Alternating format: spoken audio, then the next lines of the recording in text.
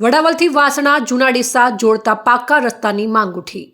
નવું બનનાર પ્રાણી સંગ્રહાલય માટે પણ મહત્વપૂર્ણ માર્ગ બની રહેશે। ડીસા તાલુકાના વડાવલ ગામથી વાસણા એટલે કે જૂના ડીસાને જોડતો પાકો રસ્તો બનાવવા માટે ગ્રામજનો દ્વારા જોરદાર માંગ ઉઠી રહી છે। હાલ આ માર્ગ કાચો અને બિસ્માર હાલતમાં હોવાથી રોજબરોજ આવન જાવન કરતા અનેક લોકોને ભારે મુશ્કેલીઓનો સામનો કરવો પડે છે।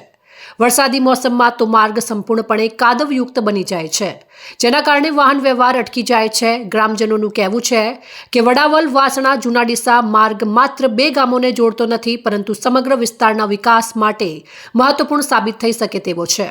ખાસ કરીને વાસણા જૂના ડીસા નજીક નિર્માણ પામનારા પ્રાણી સંગ્રહાલય માટે આ માર્ગ ખૂબ જ ઉપયોગી બનશે। પ્રાણી સંગ્રહાલય શરૂ થયા બાદ પ્રવાસીઓની અવરજવર વધશે, ત્યારે પાકો રસ્તો હોવો અનિવાર્ય બની જશે। આ માર્ગ પાકો બનવાથી સુવિધામાં વધારો થશે, જેથી ગ્રામજનોએ ડીસાના ધારાસભ્ય તેમજ રાજ્યના મંત્રી પ્રવીણભાઈ માળી આ મુદ્દે અંગત રસ લઈ વહેલી તકે રસ્તાની મંજૂરી આપે તેવી અપેક્ષા રાખી રહ્યા છે। સ્થાનિક લોકો માને છે કે સરકારની મંજૂરી મળતા જ વિસ્તારના વિકાસને નવી દિશા મળશે।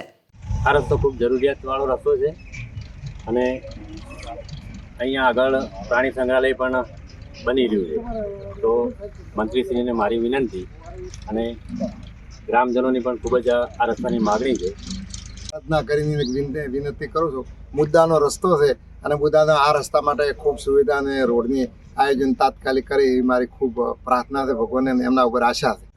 આજરોજ વડાવલ ગામના તમામ ગ્રામજનો ભેગા મળી અને વાસણાથી વડાવલ જવાનો જે માર્ગ છે, જો એક જિલ્લાને જોડતો મહત્વનો માર્ગ છે અને પાટણ તરફના અને બનાસકાંઠાના વિસ્તાર તરફના ગામડાઓને જવા માટે એક મહત્વનો માર્ગ હોય, આપણા મંત્રી શ્રી પ્રવીણભાઈ માળી સાહેબને રજૂઆત કરવા માટે આ રસ્તો સ્વેચ્છાએ બધાએ 30 ફૂટ ખુલ્લો કરવા માટે આજે સંકલ્પ લીધો અને આજથી કામ ચાલુ કર્યું છે। અને અમે મંત્રી સાહેબને પણ વિનંતી કરીએ છીએ કે આ માર્ગ એક વડાવલ ગામનો નહીં પણ આખા જિલ્લાને જોડતો મહત્વનો માર્ગ છે, જે સરકારને પણ ખૂબ પ્રસિદ્ધિ મળશે કે આવો એક જિલ્લાને જોડતો મહત્વનો માર્ગ આપ્યો છે। એના માટે અમે વિનંતી કરવા માટે સૌ ભેગા મળ્યા છીએ।